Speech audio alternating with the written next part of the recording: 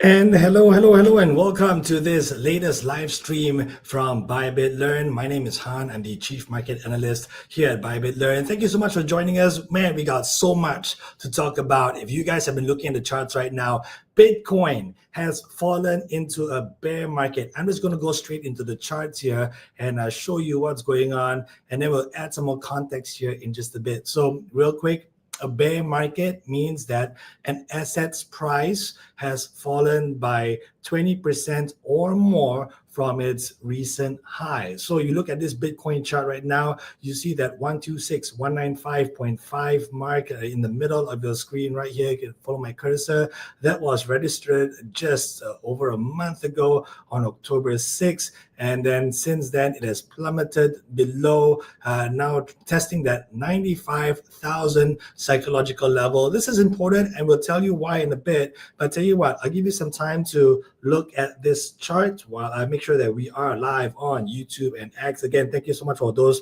joining in right now. I see you guys on YouTube. Feel free to give us a shout out, tell us where you're watching from, and what your thoughts are about what's going on with this bear market. And then also on X, I believe that we are live right now. I'm just going to do a quick check. Keep studying that chart, folks, in case you haven't seen it already. So again, bear market, meaning that an asset's price has fallen by 20% or more from its recent high. Okay, so note couple of things. Follow my cursor. Just a few days ago on Tuesday, you saw it get so close to within that 21-day simple moving average, or SMA. You can find all these technical indicators on Bybit. You can just check out the indicators tab here, and then just type in moving average or whichever indicator that you want, and you can just pull it up right there, and you can tweak the settings as you wish. Okay, but for this context, for this setup, note how close it got to the 21-day simple moving average earlier this week, less than 0.3%, or about 0.2% actually, from that technical indicator. And then right now you see dipped below that big round number, that psychological level, 95,000, and then it's markets are now testing to see whether that support will hold. Remember, support being like a floor, right? Prices hit that and bounce off, as opposed to a resistance. Resistance, think of a ceiling, prices hit it and come back down, okay? Now, those two prices that I mentioned there, or those two levels that I mentioned, the 21-day simple moving average and a 95,000 big round number. Well, guess what? If you're only just tuning in, you missed out, because those two prices were exactly what we outlined from over a week ago on November 6th. Don't believe me? Go check it out. I'll try and go ahead, and I'm going to pull up the slide that we showed on November 6th and November 7th, and then we showed it early on this week as well. Keep in mind, right, early on this week, prices are going nowhere, very much range bound between the 100 and 106,000 level for those days. This is the price action for November 6th.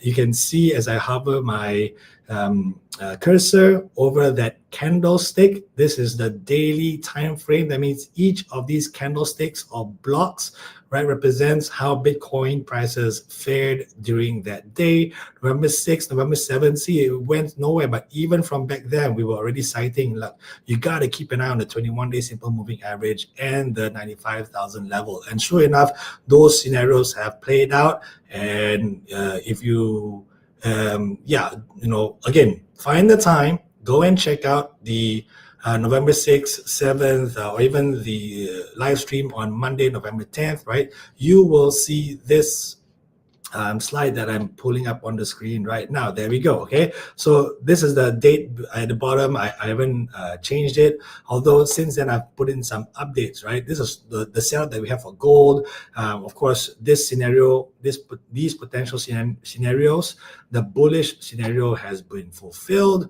Whereas you look at Bitcoin, right? Again, if you don't believe me, look at those past live streams. Okay, these are the same slide, and yeah, I'm just putting some updates. So for the bullish scenario, it got to within 0.2% of the target, of that potential target. And then today, 95,000, bam, hit, and live right now, testing that psychological level as we speak. It already fulfilled that daily close below 100K yesterday, and then it went further down to officially confirm a bear market, and those declines have extended since reaching our target that we had outlined from a week ago. Okay, although I must give a shout out to the folks who have been watching and noticed I believe there was a typo in this scenario on November 6th, but sure enough, I corrected it even from November 7th, right? So go check it out. It's all available on the Bybit Learn X account. You can just check the feed, or also you can just check on our YouTube page. This is again for the Bybit Learn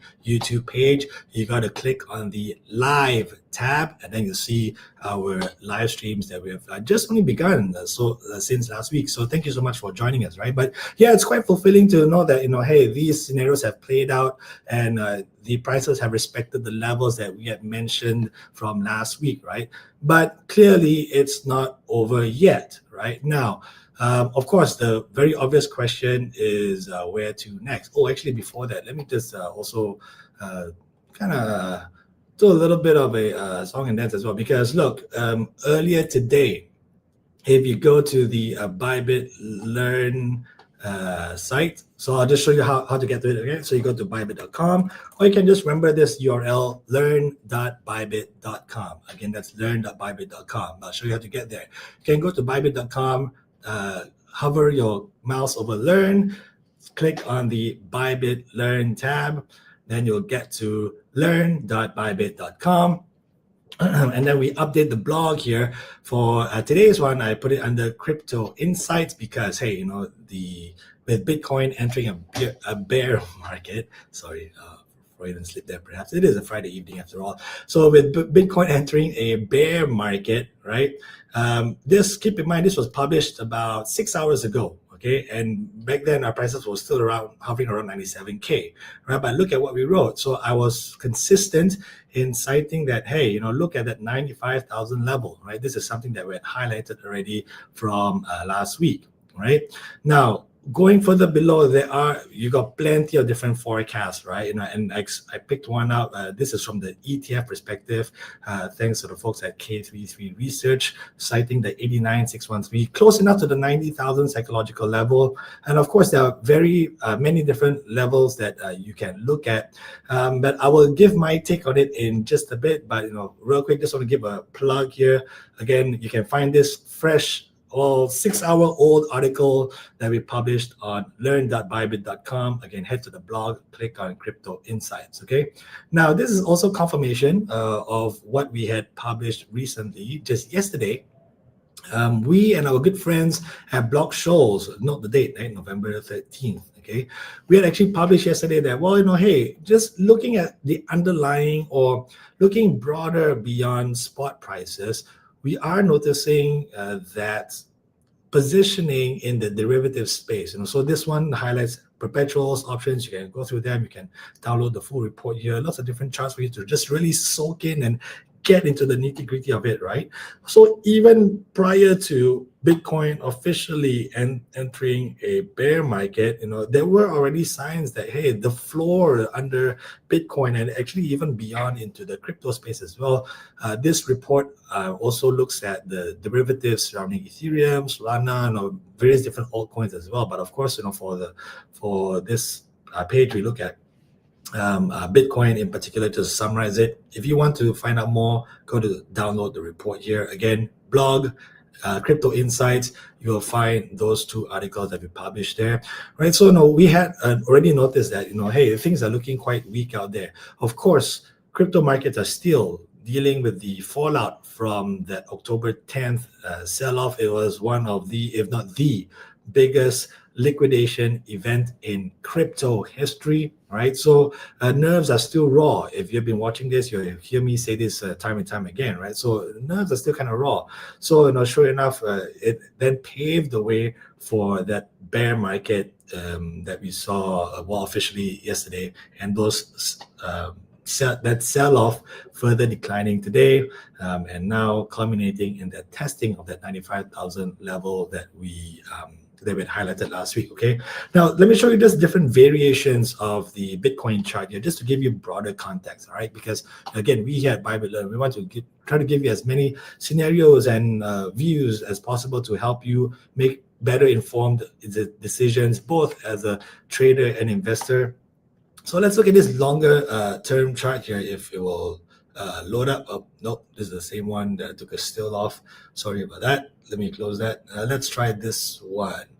There we go. All right. So I'm going to draw this line. This is some live charting here, folks. I'm going to draw this line and showcase the nifty charting tools that we have on the Bybit app. Of course, I'm using the web platform right now, but you can do so on the Bybit app as well. Let me just change the color to make sure that everything's in line here. Give me a second. Bear with me, folks. All right. Now, notice how I put a question mark next to 89,000, right? Because look, or at least for myself, right, we are coming off the back of both the upside and potential downside scenarios fulfilled, right? So I think that warrants basically 2 thumbs up, in my opinion, at least, right? So now I think I'm waiting to see really different indicators about how much more this has to go. So I've got the RSI pulled up here. Again, it's the 1-day chart here. But the RSI pulled up here. So notice how the RSI, which is a relative strength index, again, you can find it on the indicators here.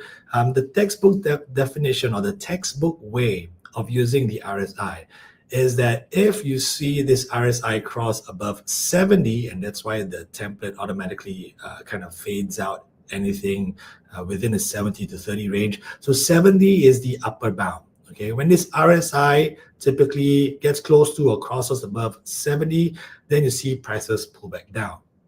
Okay, right? So think of it as like a resistance. 70 on the RSI, by textbook definition, means or signals overbought conditions, which means markets have just bought too much too fast. Okay, now the flip side to that is the 30 level, this 30 level on the RSI. So typically, and we haven't really seen that much of it over the past year or so, right? Because we have been in this bull market, which is the opposite of a bear market. We have been in this bull market where prices just kept printing higher highs, higher lows, higher highs, higher lows, right? Really since 2023, right? So we haven't really seen it, but using the textbook definition, if the RSI crosses below 30, then prices should be ripe for a bounce back, a rebound. Okay. Now, having said that, though, this is a cliche in the markets that you hear all the time. It's perhaps different this time, right? Because again, I've been showing you on the live streams, and you can check out the past ones as well. Again, we have been in this multi-year bull run since 2023, right? So for over 2 years, almost 3 years, right? So now you've got this support level that's psychologically important, absolutely critical level of 100,000 now being meaningfully breached, right? Now it's not just official confirmation of a bear market, but then now it's how far does it go? So in other words, some of these technical indicators that you can typically rely on in that uptrend may not be so relevant anymore, right? Now, of course, I've got some tools that I can't really show you on the live stream due to copyright reasons. That they can do a look past at what was some of the best technical indicators to use within the past, whatever, 1 week, 1 month, 1 year, month, many years, whatever, right? But again, because of the what's known as the changing structure of the markets, right? I think then it needs a longer relook, right? So all that said, potentially 89,000, but I'm putting a question mark there for now. Okay, that's to the downside. Now, as I mentioned in today's article, for bulls, bulls are those who are hoping or anticipating that prices can go back higher. Look, they need prices to climb back above 100,000. Let me try and zoom this in so you can see this clearer. All right, you need to go back above the 100,000 level to at least give themselves some breathing space. Right, the longer they are unable to climb back above 100,000, right, or further the prices pull away below 100,000, I think that's really going to sink the confidence of Bitcoin bulls, right? Those anticipating prices to go up. Because again, if you look at, say, the ETF space, right, you're still hoping for the retail crowd or retail traders and investors in particular for ETFs. Those are exchange traded funds, right? You need them to really have the confidence to come back in.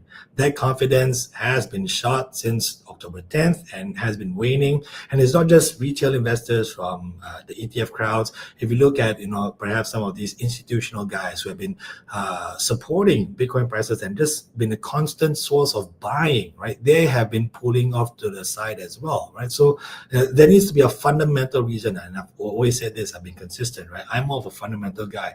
You need to see beyond the charts and understand, well, what's happening in the real world? Why are markets thinking the way they are thinking?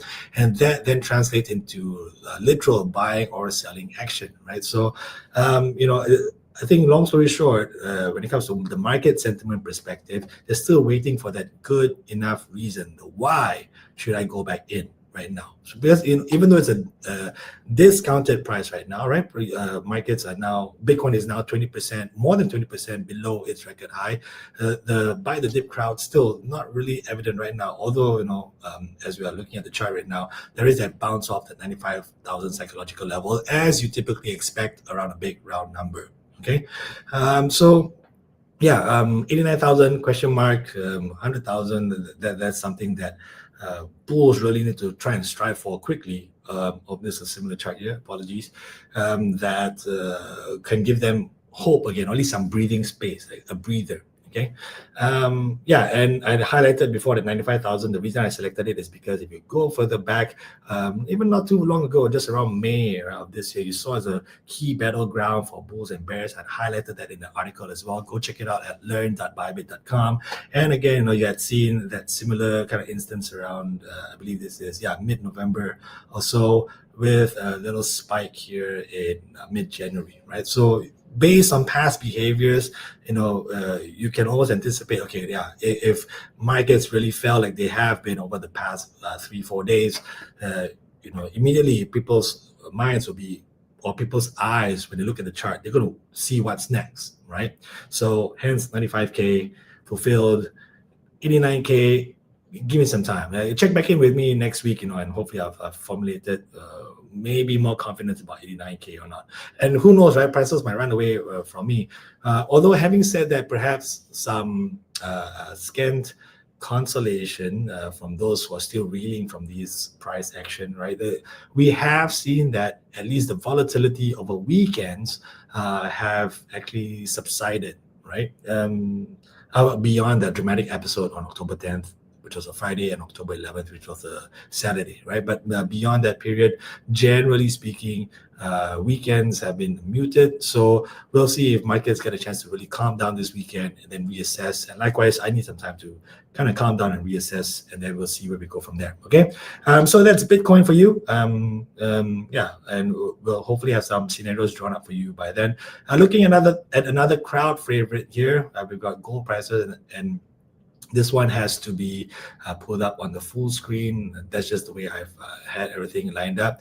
But here we go. All right. So even from a few days ago, last week, we highlighted the 21-day simple moving average, right? So that was hit and surpassed on hopes that the US government shutdown was coming to an end, and sure enough, we got confirmation as such this week. But again, markets are forward-looking in nature, right? Before President Trump even signed that legislation, when already there were movements on the Senate floor, and this was on November 10th, right, which was the Monday, already markets just soared ahead and went past it, right? Markets are forward-looking in nature. In other words, today's prices reflect tomorrow's hopes, right? Now, we'll go into some details about or some explainers about what's driving all this sell-off, right? So again, you've got gold here, which is just tumbling big time, right? Even though it's seen as a safe haven asset of sort. It's kind of late to the party here, but again, Bitcoin falling. I've got some other charts here. S&P 500. Now, S&P 500, you can find this on the Bybit app and also on the Bybit web trading platform. Just hover your mouse in the top left-hand corner. Look for the hamburger menu on the web platform.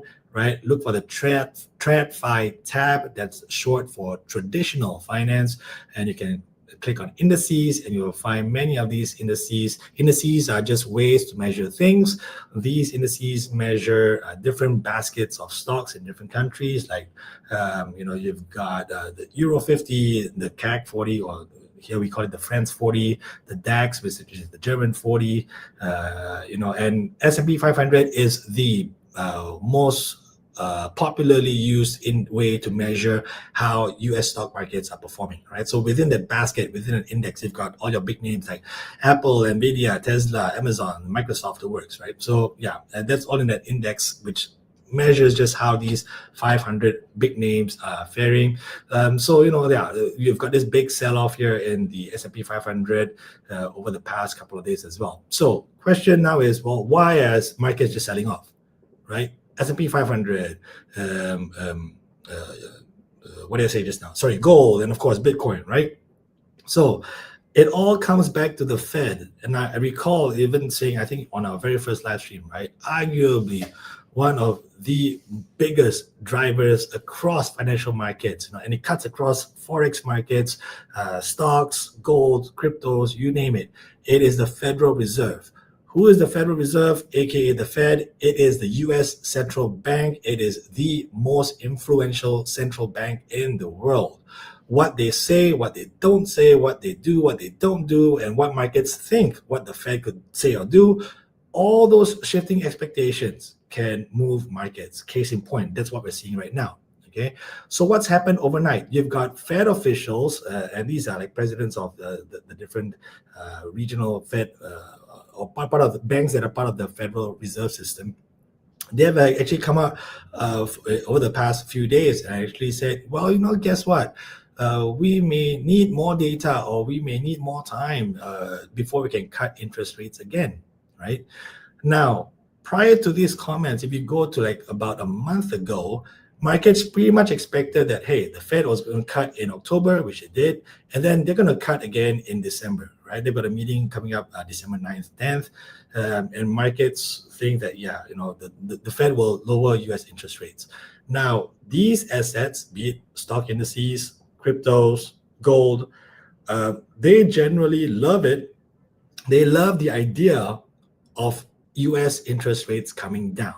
Okay, I won't get into the whole explainer about why they love it. Just know this, because we've only got 7 minutes left, right? I'm still going to preview next week. But just know this, right? Markets generally, or these kind of assets generally love it, love the idea of interest rates coming down.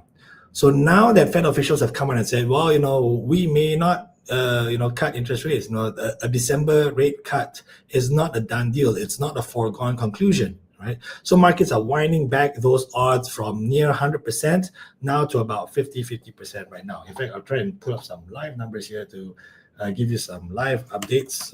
But when I checked right before the live stream, it was about 50%. Now we have it 51.5% chance. Okay, you can also do it yourself, right? You just look for, well, I'll tell you what, here's what I can show you. You can pull up Fed Fund Futures, all right? And you can kind of see all these different tools that kind of tracks it for yourself, okay? Right now, basically 50-50 chance, right, that the Fed can actually cut interest rates in December, right? So that's why markets are seeing this violent pullback.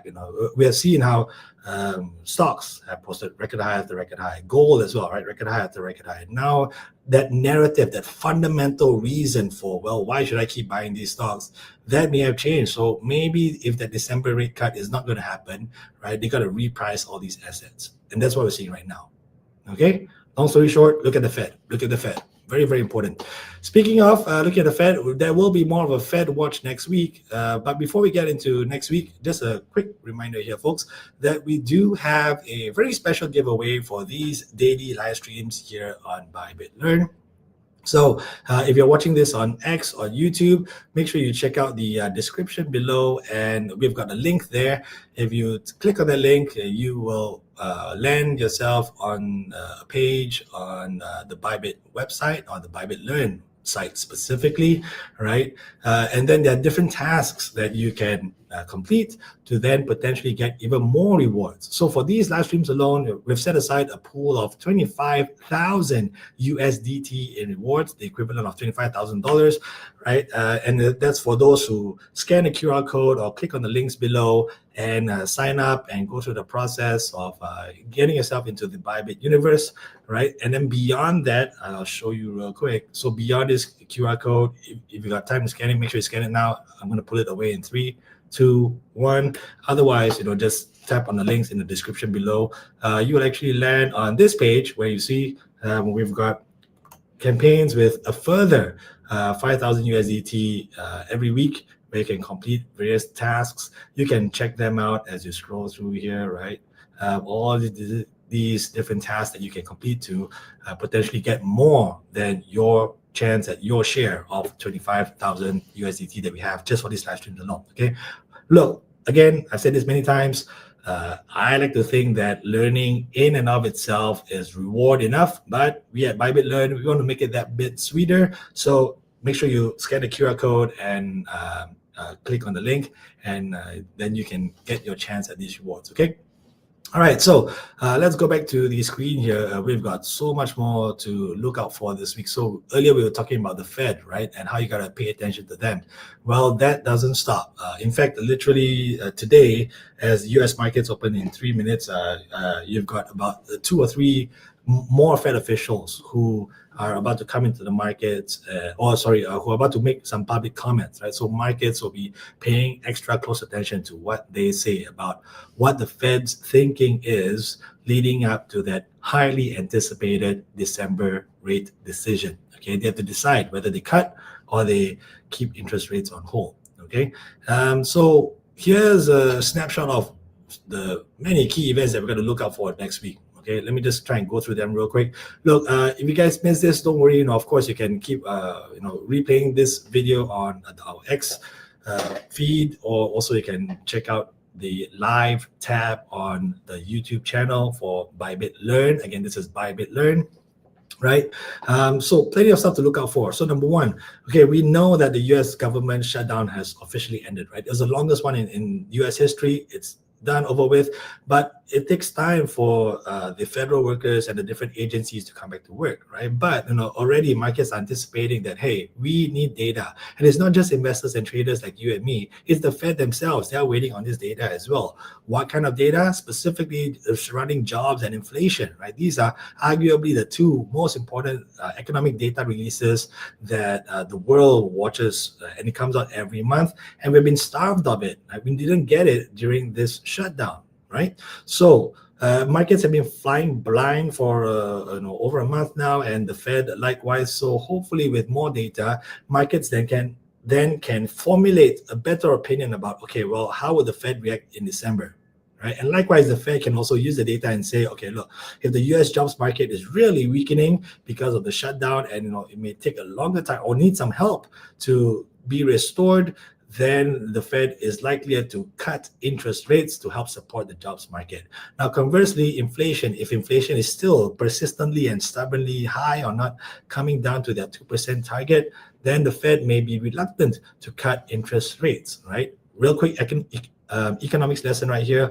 Interest rates go down, inflation tends to go up, and vice versa, right? When inflation is running too hot, too fast, the Fed will then raise interest rates to then try and calm down and cool down inflation. Okay, and we've seen that episode really for the last few years, given the post-pandemic inflation. That's why interest rates around the world just went up so high. Okay, so let's look out for any announcements whether the U.S. government will resume their data releases. Now, also the Fed speakers, again, this week we've had so many already, and there's more. There's always more. Work never stops and markets never stop. So 8 different Fed officials will be making 11 speeches from Monday to Friday, all sprinkled out. So look out for some of those headlines coming out on your news wires, and markets are about to react just like they have been over the past couple of days. Now, of course, unless they keep repeating the same stuff and markets are tuned to it already, then maybe the reaction may not be as big as what we've seen over the last couple of days. But markets certainly were jolted by the idea that, well, the December rate cut may not be as a sure shot as we had previously hoped. Okay. Now, for currencies, now again, here at Bybit, we do offer many different assets for you to discover, and it's not just the cryptos that you love, but it's also USD JPY. That's a forex pair. That's the dollar versus the yen, and we've got also many different forex pairs real quick. Now, why are we looking at it next week? Because on Monday you've got key economic data out of Japan. That's their GDP, which shows really just how much the Japanese economy is growing or not. And then also you've got the inflation numbers on that Friday. So the week is bookmarked by key economic data out of Japan.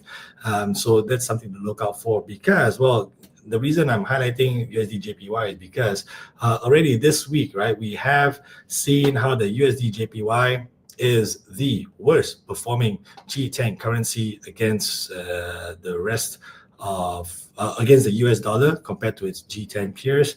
G10, I'm talking about the euro, the pound, the Swiss franc, the Canadian dollar, all the Aussie dollar, right? All these major the currencies of major economies. So Japanese yen this week, weakest one, right? But so it then look once again, right? A very popular technical indicator, the 14-day simple moving average. Prices hit it, bounce right back off, hit it, bounce right back off. That's support, right? That's what we're seeing is support action here from the 14-day simple moving average. And true enough, today, exactly as planned, right? I shouldn't say as planned, but as typically expected around this 14-day simple moving average, prices they're bouncing back off. Okay, so I've got a Bloomberg FX model. In fact, it's a real-time model. Let me try, and can't really show you, but I'll try and show you on the charts here. So well, this one has now moved up to 151.9, and here's how you draw your lines, folks. 151.9. I'll make sure that this is superbly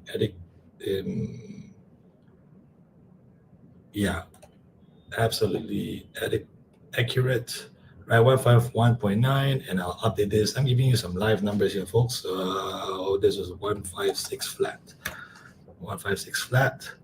And let me adjust the line as well. 156 flat. Okay, here's how you use all the different charting tools that we have on Bybit. Okay. So that's the expected range. And we saw, if you guys want a view of how this range worked, right? You go back to last Friday's live stream, and we had given the range for GBP USD, right? And sure enough, it's stuck within that range. And in fact, there was some big action earlier this morning.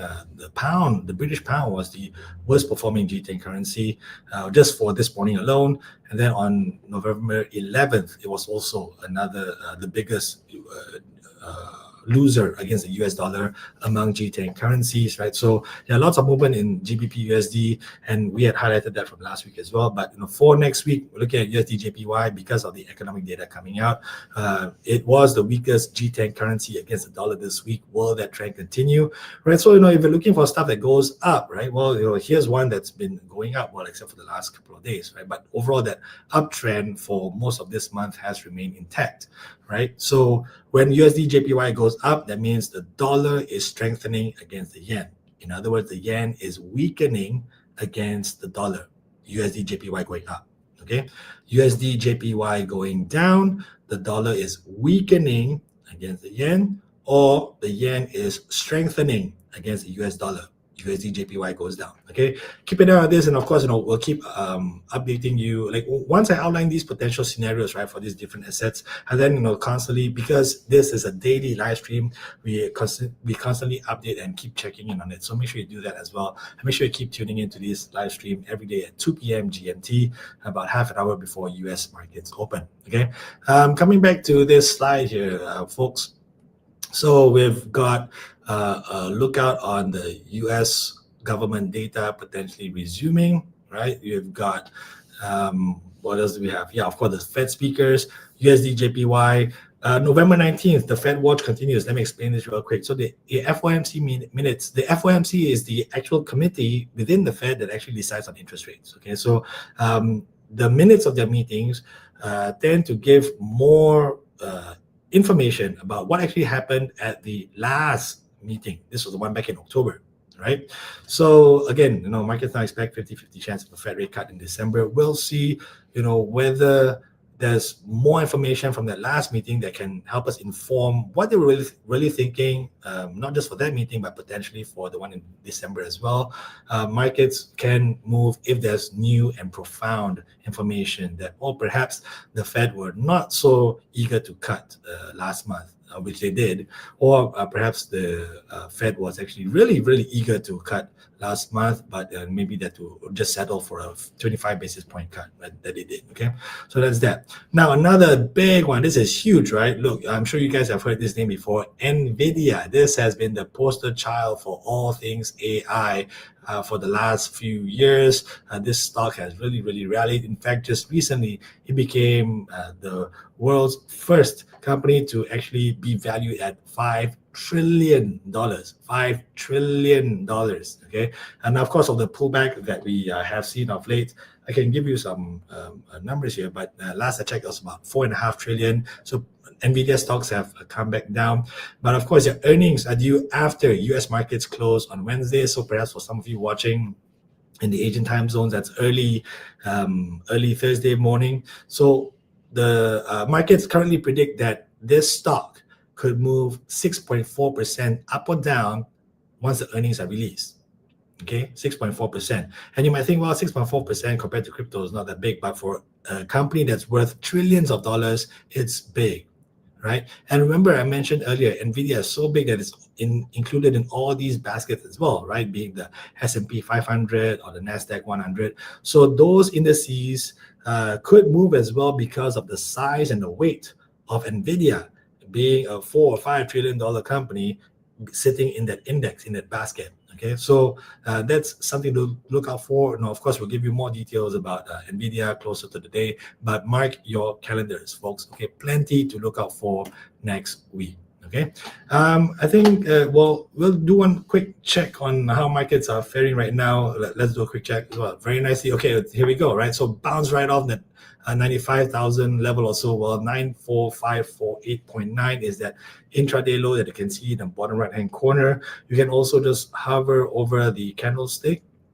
for the day and you can look at the low. Like you have this set of numbers here. O stands for open, H for high, L for low, and C for close. Right. So for today, that low was 94548.9 for Bitcoin spot on Bybit platforms. Right. So and then now it's bounced back up to about 96.2. Right. So thereabouts 95,000. Right. Beautiful. Right. Support level. So that's where Bitcoin stands right now. Before we wrap up, we've got what do we have? Gold. Yeah, gold still sinking here. Wow, this is pretty remarkable here. So gold still sinking, now testing that 40-40 range that we highlighted from earlier in previous live streams. So go check that out. Very nice that it's held on to that range.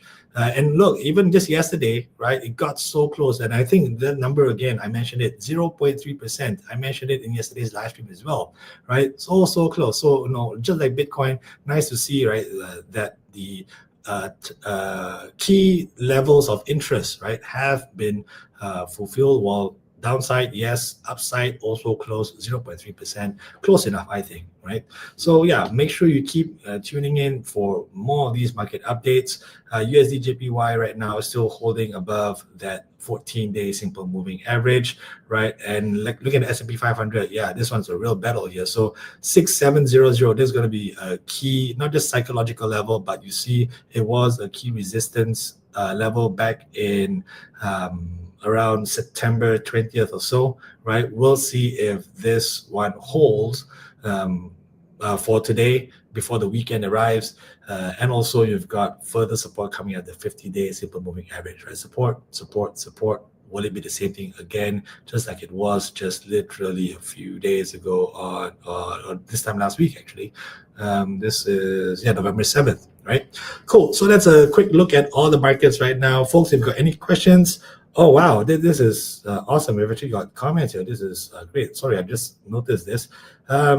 Here on YouTube, hey Han, how low do you think that Bitcoin can go? What would be a good price to set a limit order? Now, to be very, very, very clear, folks, none of this is financial advice, okay? So sorry to disappoint you there, Maverick 101, right?